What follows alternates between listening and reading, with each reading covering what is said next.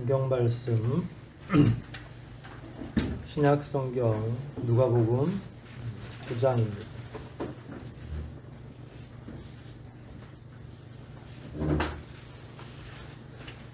9장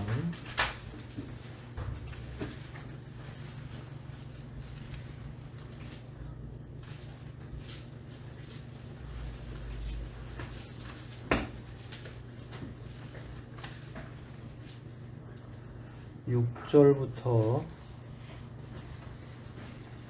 11절까지 일단 읽고 한 절 한 절 공부하겠습니다. 9장 6절부터 11절까지 뜻을 생각하면서 합독합니다. 한 목소리로 같이 읽습니다. 6절부터 읽기를 시작합니다. 그래서 제자들은 나가서 여러 마을을 돌아다니며 기쁜 소식을 전하고 가는 곳마다 병을 고쳐주었다. 한편 헤롯 왕은 예수님이 떠도는 소문을 듣고 몹시 당황하였다. 이것은 죽은 요한이 다시 살아났다고 말하는 사람도 있고 엘리야가 하나님으로 말하는 사람도 있으며 또 옛 예언자 중 하나가 살아났다고 말하는 사람도 있었기 때문이었다. 그러나 헤롯은 내가 분명히 요한을 보려 했다.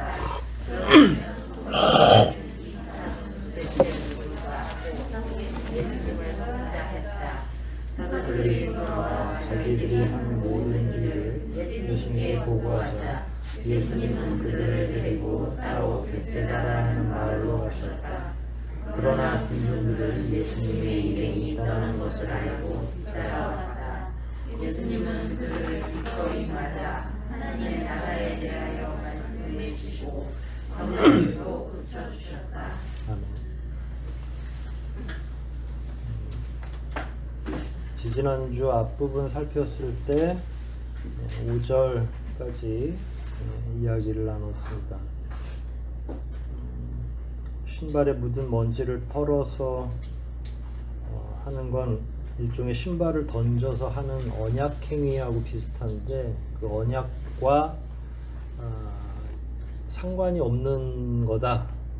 너희와 나는 약조가 깨졌다라는 걸 의미하는 거죠.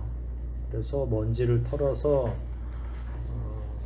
너희 마을이 혹은 너희가 살아가고 있는 이 토대가 망하더라도 우리는 이미 하나님의 복음을 증거했으니까 증거를 안 하거나 나태하고 게으르게 살아가는 건 사역자의 그 책임이죠. 그래서 증거를 안 해서 저희는 몰랐습니다 그러면 하나님 심판대 앞에서 시시비비를 가릴 때 증거 안 한 사람이 그때는 하나님 앞에 야단을 맞겠죠. 그런데 열심히 했어요. 그러면 받아들이지 않은 사람들이 이제 책임이 되는 거잖아요. 그걸 상징적으로 표현하는 게 우리는 너희들한테 이야기를 하고 열심히 일했는데 너희들이 받아들이지 않은 거야 라고 하는 마지막 최종적인 그 약속의 파기를 딱 보여주는 게 신발에 묻은 먼지를 털어내는 거다. 아직 그런 일은 벌어지지 않고 주님이 그렇게 시킨 거예요. 너희들의 책임이 아니니까 발에 먼지를 털고 그냥 되돌아오면 된다. 이 부분과 관련해서 저도 묵상을 해보면 기본적으로 우리 주님이 영혼을 귀하게 여기십니까? 홀대하십니까?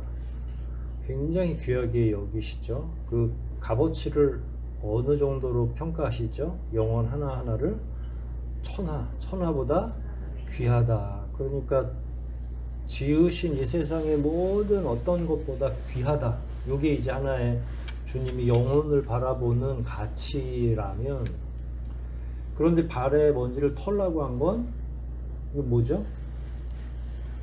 아무리 귀한 영혼이라도 하나님의 말씀을 수용하지 않는다고 하는 그 마음 속에 이미 배척하려고 하는 마음이 있거나 하면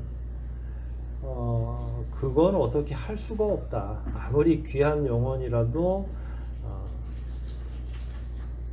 이게 이제 사실은 이 당시에 예수님이 처한 시간적인 배경도 있는데 말도 안 듣고 하는데 그 사람을 고치기 위해서 다른 마을로 막 이동해야 되는데, 제자들도 그렇고 이 당시에는 복음이 막 급속하게 확산되고 해야 될, 보다 많은 사람들이 들어야 되는데 몇몇 사람이 계속 안 듣고 찡얼대고 이러면, 거기에 매이면 나머지 다음 마을의 사람들이 복음을 받기가 어렵겠죠. 그럼 어떻게 해야 돼요? 정리하는 거죠.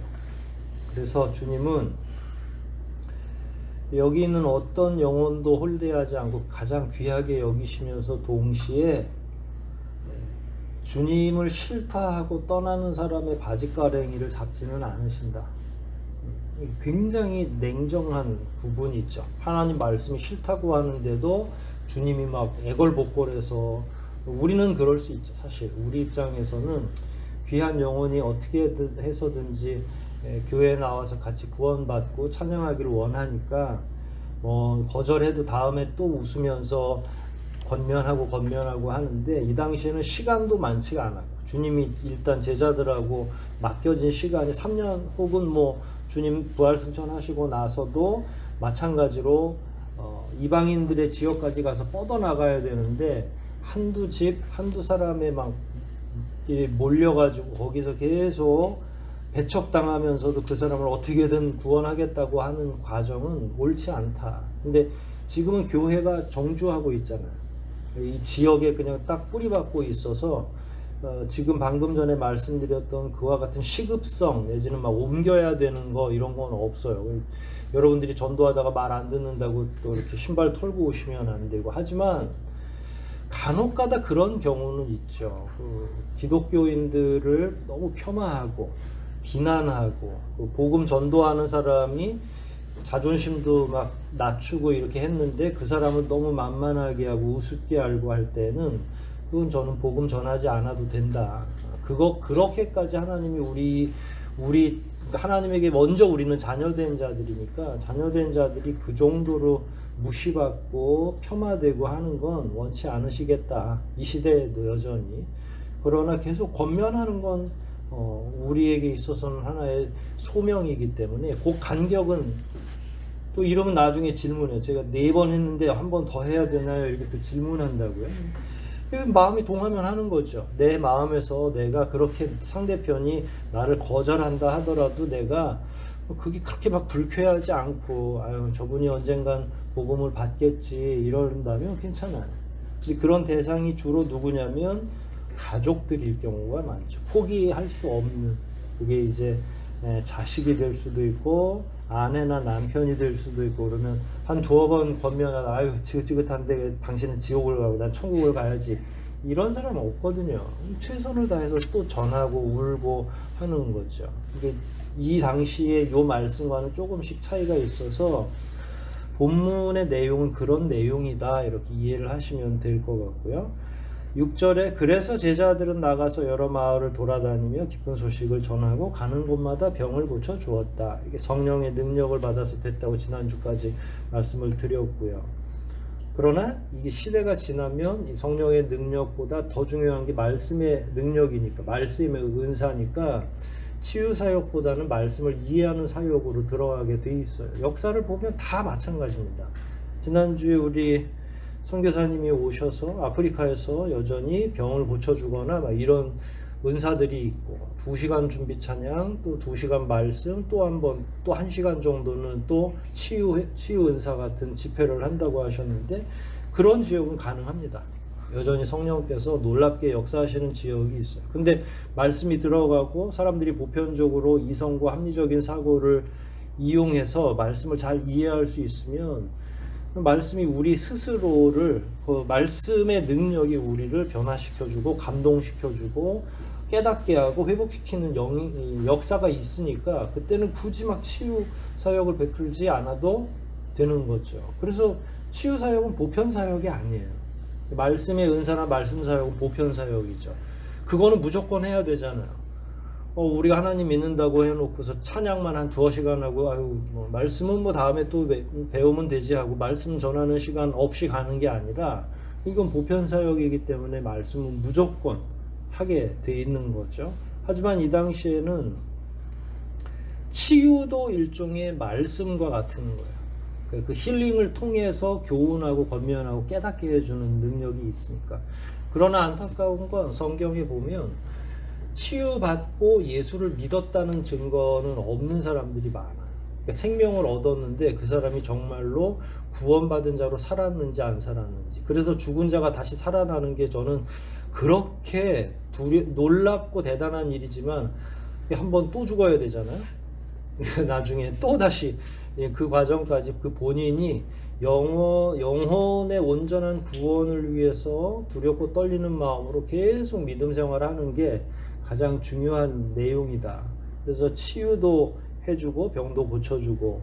그러나 지금은 이런 사역은 보편 사역은 아니다. 이 정도 이해하시면 될 거고요. 7절. 이게 7절하고 10절, 요 7절과 10절 완전히 다른 내용이죠. 같은 맥락으로 쭉 흐르지만 이게 두 가지 측면이 같이 흐르고 있는 거예요. 그러니까 7절, 8절, 9절까지는 헤롯이 예수님의 소식을 들었다. 요 내용이 하나예요. 그것에 대한 반응. 이거를 누가가 그래도 소문을 이렇게 소문도 듣고 헤롯이 그렇게 벌벌 떨었다라고 하는 걸 말씀 속에 기록해 넣은 거죠. 헤롯을 기록해 넣은 까닭은 뭘까요, 누가가? 굳이 이 얘기 없어도 그냥 원래 사도들 관련해서 계속 이야기를 흘려가도 상관없죠. 헤롯을 넣은 까닭은 뭐죠? 예수님이 갑자기 진공 상태에서 나타나시고 가상의 인물이 아니라 헤롯 당시에 진짜 있었던, 그러니까 역사적인 인물 한두 사람을 이렇게 배치시킴으로 인해서 그때였어 예수님이? 이렇게 사람들이 바로 무릎치면서 얘기할 수 있는 거죠. 우리도 그냥 옛날에 이렇게 얘기하는 것보다 조선 몇 대조 누구 임금 때 전라도 어디에 이러면 이게 진짜 있었던 일인가? 이렇게 벌써 신뢰감이 생긴다는 거예요. 인명, 지명 이렇게 특정할 수 있는 상황들 말이에요. 여기서 일부러 누가는 자기의 글이 이방인들에게 읽혀질 것을 알고 있어요. 그래서 이게 그리스 로마 신화가 아니다. 이거는 명확히 있었던 역사적 사실이다. 그 당시에 이스라엘을 다스리고 있었던 건 헤롯 왕이었다. 요걸 명확하게 보여주고 있는 거죠. 근데 여기서 재밌는 건 헤롯이 두려워 떨고 있는 거죠. 왜냐하면 소문에 사람들이 예수님이 여기저기서 복음을 증거하고 선포하고 사람들을 막 그리스도 앞으로 이끌어낼 때 예수님의 그 사역을 보면서 사람들이 뭐라고 그랬어요? 소문이 뭐라고 났다고 그랬어요? 예언자 중에 하나가 살아났다 그랬는데 어떤 이는 사도 요한, 세례 요한이 나타났다고 하기도 하고, 또 어떤 이는요 엘리야가 그야말로 제일 능력의 선지자인 거죠. 근데 그런데다가 엘리야는 화가 많던 선지자예요. 불같이 화를 많이 냈잖아요. 그러니까 갈멜산에서 내려올 때도 자기를 놀리는 자들을 이렇게 죽여버리는 그런 일도 하지 않았습니까? 그러니까 뭐 엘리야가 죽인 건 아니라도, 그러니까 그런 면에서 예수님도 가난하고 연약한 자들을 살피실 땐 그냥 그렇게 인자하신 분이 없는데 바리새인들이나 서기관들 앞에서는 그들을 독사로 그냥 이야기하잖아요. 독사의 새끼들아 라고 욕을 하면서 그들을 향해서 엄청나게 그 불호령을 내리는 거죠. 그래서 이제 엘리야라는 별명이 붙어 있을 수도 있겠죠. 이런 소문이 났을 때 9절에 보면 야, 내가 분명히 요한의 목은 내가 뵀는데 도대체 왜 그런 소문이 나냐. 엄청나게 두렵고 떨리는 상황인 거죠. 왜냐하면 세례 요한을 죽일 때 적법하게 죽였으면 그런 부담감이 없을 텐데 그게 아니라 그냥 공연히 헤로디아, 자기 의붓딸 헤로디아를 통해서 자기가 아직 살아있는 형제의 아내를 불륜으로 자기 부인으로 맞아들이는 이런 과정들 때문에 그게 세례 요한이 공공연하게 강력하게 이야기한, 그러니까 부도덕하고 부조리한 정치가 하나님을 얼마나 그 화나게 하는지를 이야기하는 과정에서 공공연하게 그것을 이야기했고, 그 소문을 헤롯이 들어서 찝찝하고 자꾸 그게 입에 오르내리는 게 좋지 않으니까 결국은 세례 요한의 목을 베인 거죠. 그것도 생일 선물로, 세례 요한의 생일 선물이 아니라 헤로디아의 생일 선물로. 그래서 그 딸이 춤을 추고, 의붓 딸이 춤을 추고 뭘 선물로 줄까 했을 때 뭘 달라고 그래요? 세례 요한의 목을 달라고 이야기해서 결국은 목을 치게 되죠. 그러니까 얼마나 저 같으면 막 꿈에 막 나타났을지도 모르겠어요. 이게 이 트라우마가 엄청날 텐데 목을 베는 게 이게 쉬운 일일 것 같아요. 그냥 우리는 말로만 요 정도 해도 막 이게 상상을 하면 끔찍할 텐데 저 꿈에 안 나타났을 리가 없잖아요. 그런데 살아났다고 하니까 헤롯이 얼마나 두려워했겠어요. 그러니까 그게 그 당시에 명확히 있었던 일이다라는 걸 누가가 이야기하면서 헤롯이 살아있는 하나님의 말씀을 증거하는 자를 해코지했을 때 어떤 결과가 오게 되는지를 또 기록하기 위해서 이 부분에다가 넣은 거죠. 다시 이제 6절부터 돌아와가지고 10절로 돌아가는 거죠. 그 사이에 끼어있는 사건이 요거고요. 10절부터는 이런 말이 있죠. 같이 읽을게요. 10절 시작. 저와 자기들이 한 모든 일을 예수님께 보고하자 예수님은 그들을 데리고 따로 벳세다라는 마을로 가셨다. 예, 어떤 걸 보고했죠? 이게 다른 본문에는 이게 그 병행구에서는 그런 게 나오죠.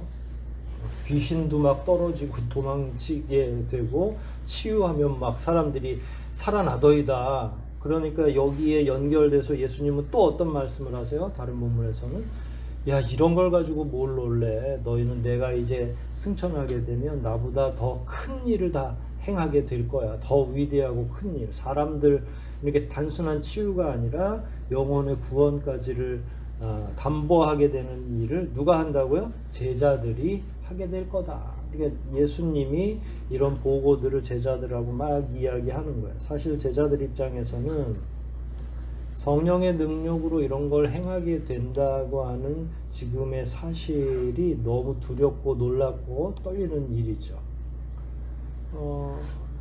우리 교회야 뭐 은사를 사모하지 않는다 그러면 좀 이상하고, 이런 치유의 은사나 이 방언의 은사를 막 갖게 해달라고 하질 않고, 저 역시 뭐 마찬가지인데, 그러나 실제로 그런 은사를 받아본 분들은 있으실 거예요. 방언의 은사도 하고 그러면 이게 놀랍고 두렵기도 합니다. 하나님께서 이런 일들을 나에게 주시는 이유가 뭘까 깜짝 놀래기도 하고. 그런데 만약에 여러분들에게 진짜 치유의 은사를 주거나, 지금은 없지만 뭐 투시의 은사, 통변의 은사 뭐 이런 걸 줘가지고 갑자기 막 방언하는 것도 들리게 되고 그 사람이 생각하는 게 뭔지도 알게 되고 그러면 그거는 이제 평범한 삶을 사기가 어렵겠죠. 그러니까 우리는 그런 감각이 없고 제자들은 엄청난 그 충격에 휩싸였을 거란 말이에요. 자기가 안수기도 했더니 막 사람이 살아나고, 나중에 뭐 바울도 마찬가지잖아요.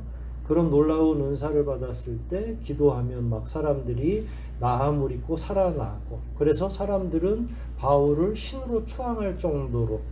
이거는 즐겁고 재미난 일이 아니에요. 이게 영적 전쟁에서 가장 앞장서서 싸우는 걸 본인은 느끼고 있다는 거잖아요.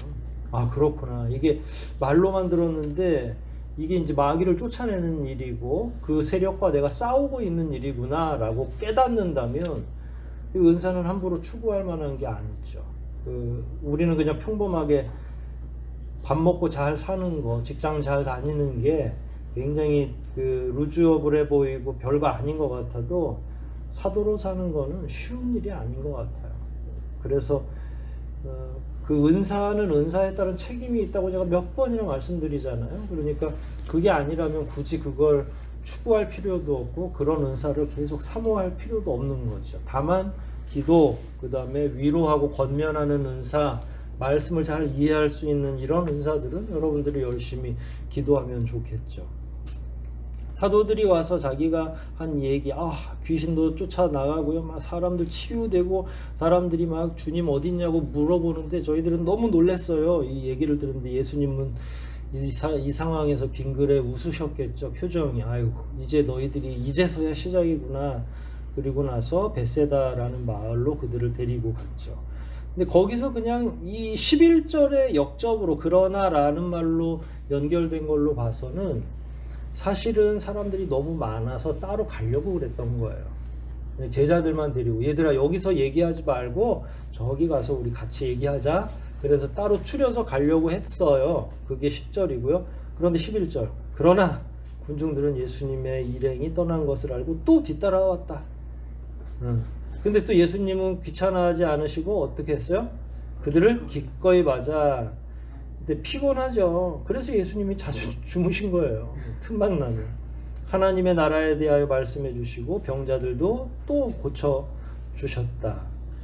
그러니까 이게 사실은 예수님은 제자들을 내보내신 다음에 이제 조금 차분하게 가만히 계셨는데 병자들을 고치고 온 제자들이 있고 그러면 꾸역꾸역 모여드니까 원래 예수님의 일행은 그나마 예수님 주변에 12제자를 비롯해서 좀 더 많은데 알고 있던 제자들이 하나도 없어서 저 양반이 예수님이신지 긴가민가 하고 있는데 제자들이 모여서 주님 곁으로 오니까 이제 또 사람들이 알아본 거죠. 그래서 또 쫓아간 거예요.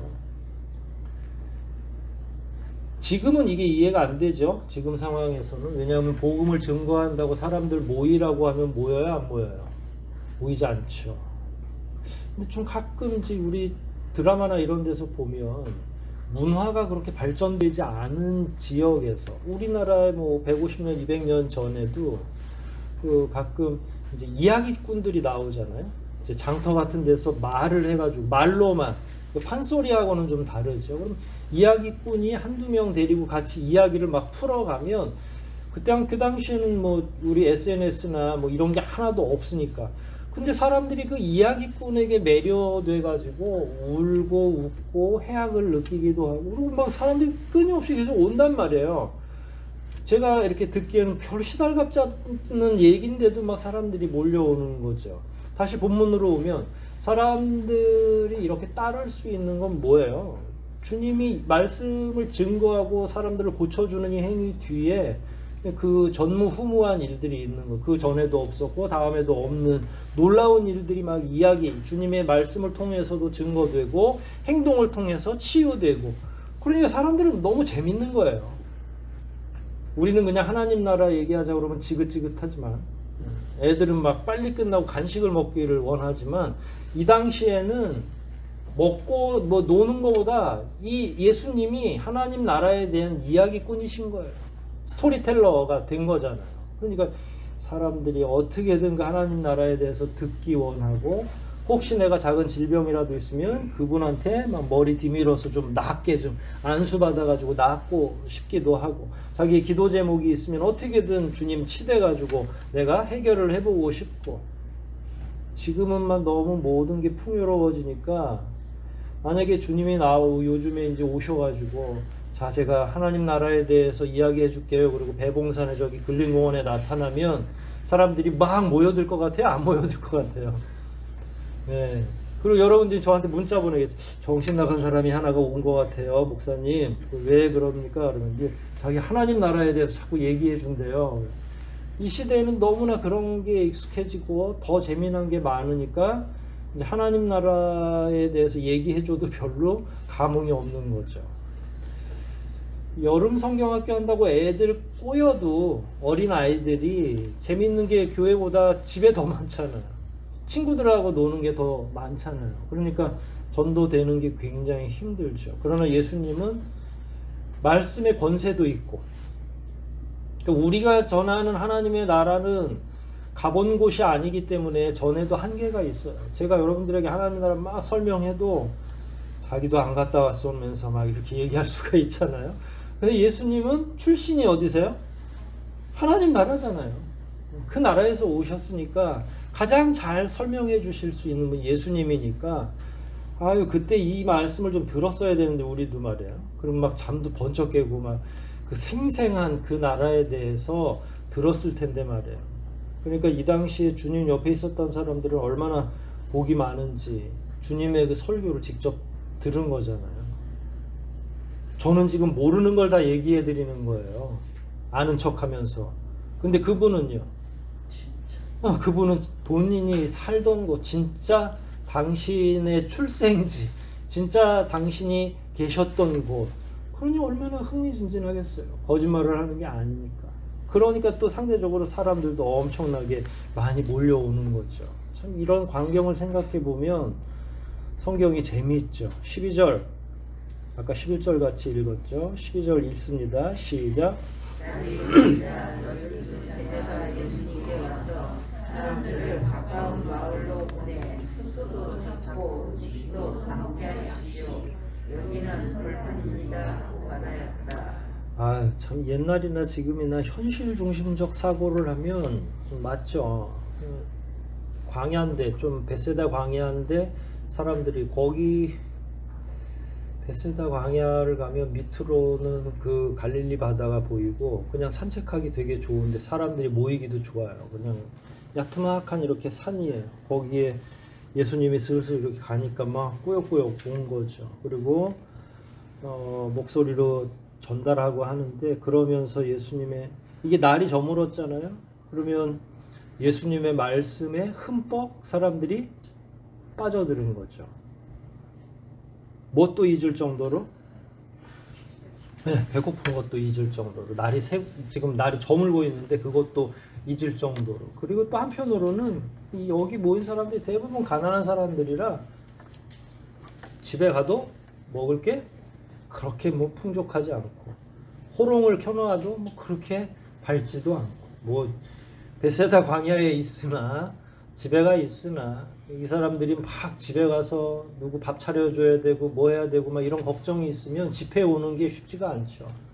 집회에 올 때도 사람들이 다 마음은 어디다가 다 내려놓고 와요. 오늘날에도 반쯤은 집에다 내려놓고 오잖아요. 그래서 무슨 걱정 하면서 설교를 듣는데, 이 당시에는 삶이 심플하니까, 정리가 되어 있는 인생들이니까 뭐 한 번 굶지, 뭐 집에 간들 뭘 대단한 게 있다고.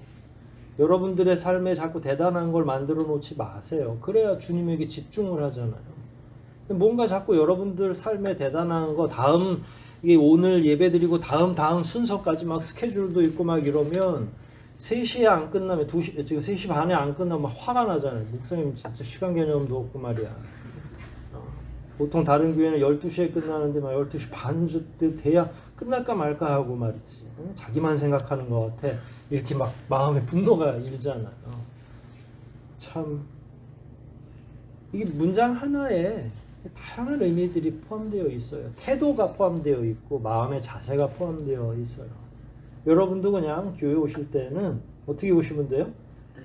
저쪽 거 다 끄면 돼. 머릿속에서 마음속에서 몰라. 나는 여기 온 거니까 여기에 집중한다. 근데 오면서 벌써 갈 생각하면서 딱 몇 시에 나가야 되는데 이러면 하나님이 주시고 싶은 은혜도 그 사람에게 주지 못합니다. 실제로 그래요. 제자들이 뭘 얘기했죠? 왜냐하면 이거는 이제 스승님 책임이 된 거예요. 이렇게 많은, 주님 이러면 안 돼요. 빨리빨리 해산시킵시다. 가까운 마을로 가서 뭐 잠을 자든지. 왜냐하면 여기 숙소라고 얘기한 걸로 봐서는 벌써 이미 다른 동네에서부터 달고 온 거예요. 출신 성분이 베세다 근처 사람들이 아니라 가만히 얼굴 들고 이 사람 저쪽 두 고개 넘어서 온 사람인 거야. 왜냐면 그때부터 계속 온 거예요. 그리고 제자들 나갔다가 한번 올 때도 계속 예수님 앞에서 턱 깨고 앉아있던 사람들이에요. 그럼 이건 지금 가도 오늘 안에 밤에는 뭐 밤 지나야 막 도착할 것 같잖아요. 그러니까 제자들도 뭐 당황스러운 거죠. 이거 어떡하지? 이거 밥도 먹여야 되고 뭐도 해야 되고. 저는 이게 현실적인 의문이라고 생각하고, 그래 어떻게 하면 좋겠냐, 이게 주님한테 그냥 말을 한 거죠. 근데 이거는 되게 지금도 마찬가지예요. 뭔가 교회에서 하려고 하고 하면 우리는 먼저 계산기를 두드리죠. 돈이 얼마가 들고 사람은 몇 명 정도가 동원돼야 되고 그 다음에 몇 평 정도가 있어야 이 사람들을 수용할 수 있고. 나쁘다는 게 아니라 이 상황에서 지금 가장 중요한 일은 무엇이냐. 왜냐하면 11절 마지막 구절이 뭐예요? 11절 마지막. 좀 더 뒤에. 그렇지. 병자들을 고쳐주는 건 작은 기적이에요, 큰 기적이에요. 그러니까 죽은 사람 살려내고 병자 고쳐놓고 먹을 거는 또 걱정하는 거예요. 그러니까 이게 통합되어 있는 세계관이 없는 거죠. 능력 주시는 자 안에서 우리가 모든 걸 다 할 수 있다라고 하는 세계관이 있어야 되는데 병자 고치는 거하고 밥 먹는 건 다른 일이라고 자꾸 생각하는 거예요. 병자를 고치신 천지를 지으신 하나님 가운데 한 분이신 예수 그리스도가 먹을 것도 마련해 주실 수 있다라는 믿음으로 가는 게 이토록 어려운 거예요. 방금 전에 고쳐놓고 먹을 건 다른 생각이에요.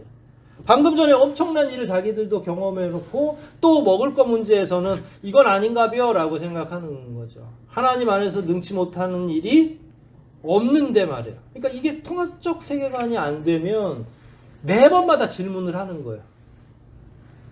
아유, 대학교 1학년들 가르쳐 보면요, 다 이래요. 여기 나와 있는 게 지금 대학교 1학년 정도 수준인 거예요. 초등학교 1학년, 2학년 아이들처럼 이건 어떻게 해요? 이건 이렇게 해야 돼. 그럼 다음에 한 두 걸음 가다가 요건 또 어떻게 해야 돼요? 끊임없이 5살짜리가 질문하는 것처럼 제자들의 믿음의 수준, 세계관의 수준이 그 정도밖에 안 되니까 건건이 물어보는 거예요. 아니, 고민을 좀 해보지. 병자를 고쳐주셨는데, 그리고 하나님 나라에 대해서 얘기했잖아. 하나님 나라가 임했다라고 얘기했을 거고, 너희들은 나보다 더 위대한 일을 할 것이다. 그리고 여태까지 예수님이 보여줬던 수많은 기적들은 어디로 간 거예요 도대체? 그거 어디다 써먹으려고? 이럴 때 써먹어야 되는 거잖아요. 그럼 통합적 세계관이 있었으면, 그렇지, 예수님 병자도 고쳐주니까 뭐 우리 도시락 해결하는 거야. 뭐 안 되면 굶고, 둘 중에 하나의 믿음이 있어야 되는 거 아니에요? 굶어서라도 내가 말씀을 듣겠다든지 하나님께서 반드시 해결해 주시겠다든지. 근데 지금은 둘 다 아니에요. 현실이 어디서 나오냐면 12절 마지막에 여기는 벌판입니다. 야, 예수님은 눈이 없냐 귀가 없냐 다 알고 계시는데 그걸 뭘 상기를 시켜줘요. 이 사람들의 눈에는 뭐만 보인 거예요? 벌판만 보인 거예요. 현실만 정확하게 보이는 거예요. 여러분들 인생에서 끊임없이 계속 보면, 여러분들 인생만 그러겠습니까? 저도 마찬가지고 살아가는데 계속 같이 믿음과 현실이 끊임없이 계속 우리를 힘들게 하는 거예요. 현실과 믿음이 둘 중에 하나만 있는 게 편해요. 믿음이 없으면 그냥 현실에 순응해서 살면 편해요. 고민을 안 하잖아. 근데 믿음이 있으니까 어떻게 해요? 이걸 기도로 이게 해결이 될까부터 시작해서 뭐 질문도 하고 기도도 해 보기는 하고 뭐 등등. 차라리 현실만 보는 사람들이 속 편하겠지. 그 사람들 기도 안 하고 복권을 사면 되니까. 근데 우리는요. 우리는 고민이 두 개나 되는 거죠. 현실도 봐야 되죠. 기도도 해야 되는지 말아야 되는지, 거기다가 응답해 주실 건지 말 건지. 이건 믿음 생활이 아니죠. 그래서 심플하게 사는 거는 현실을 끄는 거예요. 그러니까 전등 끄듯이 꺼놓는 거죠. 우리가 현실대로 살았으면 여기 있겠어요? 지금 다 돈 벌러 나갔겠지. 그렇죠? 뭔가 현실적 활동을 했어야 되겠죠. 하지만 이 시간에도 우리가 말씀 안에 순복하고 있는 건 현실을 이길 수 있는 게 있다고 믿기 때문에 그래요. 그 믿음이 결국 우리로 하여금 새 생명을 줄 뿐만 아니라 하나님께서 능치 못하심이 없다는 사실을 명백하게 믿으면서 살아가는 거기 때문에 이제 그 가당 간의 결판이 있는 거고, 저는 이러면서 제자들이 점점 성장하고 있다고 보는 거죠. 예수님한테 혼나면서. 사실은 여기까지만 다루고 13절은 다루지 않겠지만 예수님이 제자들에게 13절에 이렇게 너희가 그들에게 먹을 걸 줘라. 이건 뭐 사실 불가능한 일이죠. 제자들에게 명령하신 이 명령은 사실은 불가능한 일이에요. 제자들 입장에서는. 그런데도 그 명령을 주신 거잖아요. 그러면은 주님이 명령만 주세요. 하나님이 여러분들에게 어떤 믿음의 명령, 어떤 이야기를 해주셨으면 그에 따른 능력과 은사를 주신다는 거예요. 여러분들 부르셨으면 그냥 부르기만 해요? 하나님의 군사로 부른 자들은 먹을 권리가 있어요, 없어요? 복음서에 보면 분명히 먹을 권리가 있다고 그러거든요. 하나님의 청지기이기 때문에. 그래서 먹고 마시고 무엇을 입을까를 고민하지 말라고. 왜냐하면 그건 자동적으로 따라오는 거예요. 군사로 모집된 자들에게 있어서는 군복도 주고 음식도 주고 다 챙겨줘야 되는 건 군대 장관이신 그분의 능력이고 그분의 역할이잖아요. 근데 우리는 군대 가면서 옷은 누가 주지? 라고 하는 거예요. 출애굽했을 때 먹을 걸 누구한테 걱정하라고 그랬어요? 그 명령은 어디로부터 하달된 거예요? 출애굽하라는 명령은? 하나님이 했잖아요. 그럼 누가 책임져 줘요? 근데 자기네들이 걱정하는 거예요. 여러분도 알아서 하세요. 하나님 부르심을 받았는데 계속 여러분들이 여러분의 삶을 걱정해서 뭔가가 나아진다 그러면 하시고요. 근데 저도 살아오면서 이렇게 보니까 인간적 발버둥은 쳐봐야 해결이 나질 않아요. 그냥 때가 돼서 하나님이 해주셔야만 가능한 거죠. 그러니까 그걸 지금 제자들한테 하나하나 습득시키는 과정이죠. 그리고 또 우리에게도 이런 믿음 안으로 들어가기를 요청하고 계신 거고요. 여러분들의 삶이, 여러분들의 현실이 어떤지 다 각자가 다르겠지만 꼭 하나님이 명령하셨으면 해결책도 하나님이 주신다라는 이 사실 기억하고 이번 한 주도 믿음 안에서 승리하시기를 주의 이름으로 축복합니다. 우리 여기까지 공부하고 한번 기도하십시다. 이 시간 우리 함께 기도하실 때 우리의 믿음 역시 초창기의 제자들처럼 다 보여줘도 아둔하기 그지없는데 그럼에도 불구하고 주님이 인내심을 가지시고 제자들을 한 걸음 한 걸음 성장시켜 주시는 이 과정을 통해 우리에게도 믿음의 성장이 있게 하시고 우리에게도 하나님 나라에 대한 명확한 소망이 있게 하시고 통합된 세계관을 주셔서 한 번에 하나만 아리쳐 주셔도 모든 걸 다 알아낼 수 있는 지혜도 달라고 이 시간 우리 함께 통성으로 기도하시겠습니다.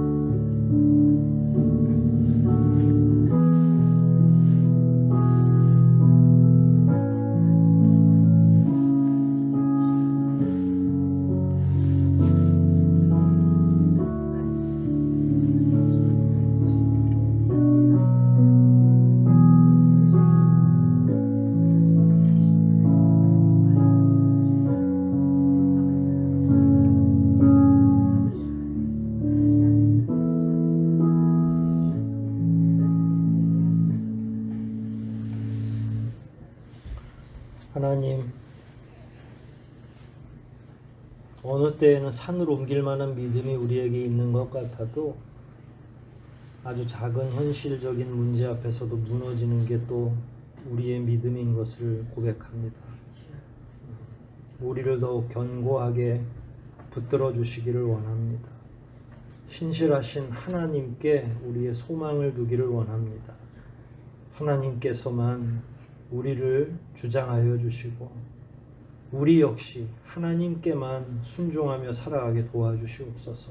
세상과 하나님을 저울질해서는 결코 참된 믿음으로 나아갈 수 없는 것을 저희가 아오니 오직 주님만 바라보며 이 고단한 인생 잘 살아낼 수 있도록 도와주시옵소서.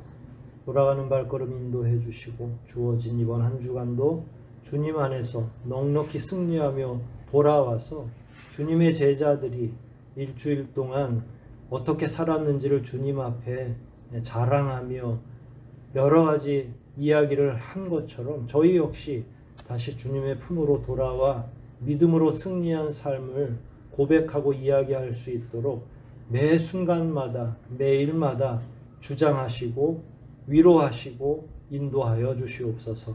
모든 것 주님께 의탁하오며 구원자 되시는 예수님의 이름으로 기도하옵나이다. 아멘.